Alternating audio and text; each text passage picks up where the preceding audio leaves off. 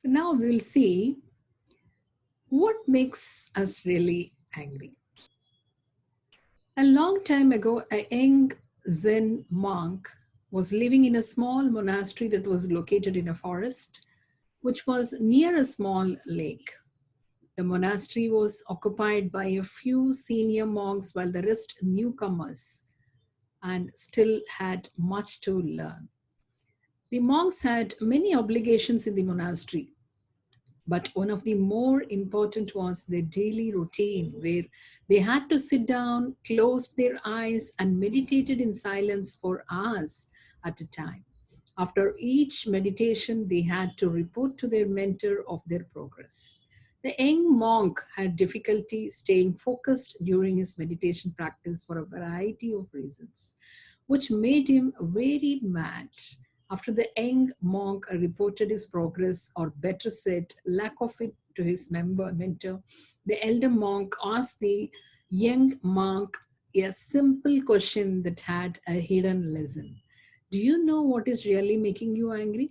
The young monk replied, well, usually as soon as I close my eyes and begin to meditate, there is someone moving around and I can't focus. I get agitated that someone is disturbing me, even though they know that I'm meditating. How can they not be more considerate? And then when I close my eyes again and try to focus, a cat or a small animal might brush past and disturb me again. By this point, even when the wind blows and the tree branches make noise, I get angry. If that is not enough, the birds keep on chirping and I can't seem to find any peace in this place. The elder monk simply pointed out to his pupil, I see that you become angrier with each interruption you encounter. This is exactly the opposite of what is the point of your task when meditating. You should find a way not to get angry with people or animals or any other thing around you that disturbs you during your task, whatever it may be.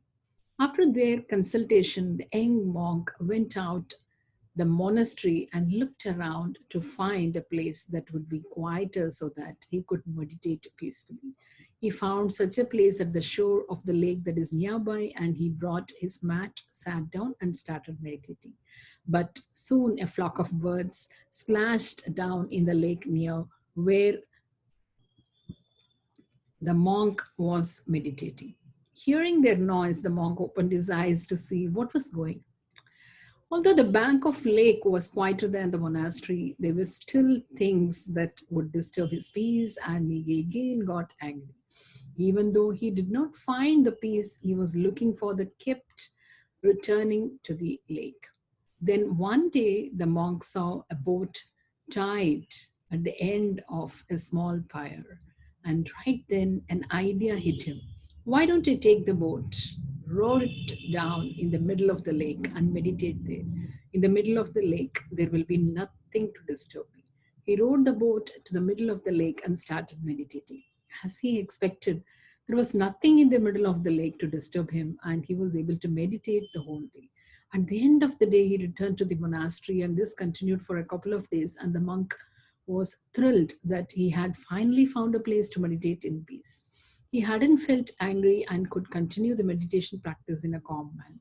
On the third day, the monk sat in the boat, rowed to the middle of the lake, and started meditating again. A few minutes later, he heard some splashing water and felt that the boat was rocking. He started getting upset that even in the middle of the lake, there was someone or something disturbing him.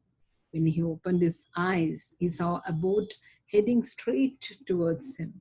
He shouted, steer your boat away, or else you will hit my boat.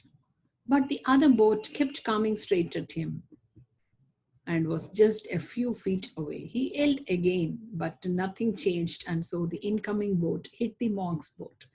Now he was furious. He shouted badly, loudly, who are you, and why have you hit my boat in the middle of this vast lake? There was no answer. This made the young monk even angrier. He stood up to see who was in the other boat, and to his surprise, he found that there was no one in the boat. The boat had probably drifted along in the breeze and had bumped into the monk's boat. The monk found his anger dissipating. It was just an empty boat. There was no one to get angry at. At that moment, he remembered his mentor's question: "Do you know what is really making you angry?"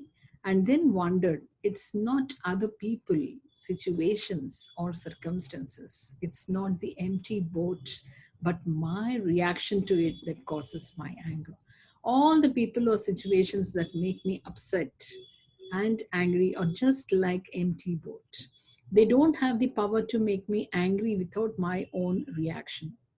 The monk then rowed the boat back to the shore. He returned to the monastery and started meditating along with the other monks. There were still noises and disturbances around, but the monk treated them as the empty boat and continued to meditate peacefully. When the elder monk saw the difference, he simply said to the young monk, "I see that you have found what is really making you angry and overcome that." So situations will arise, and there is nothing that you can do to prevent them.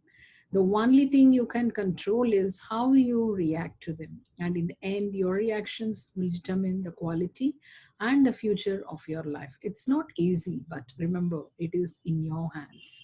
Control your reactions so you control your anger. Do not let your anger control your reactions.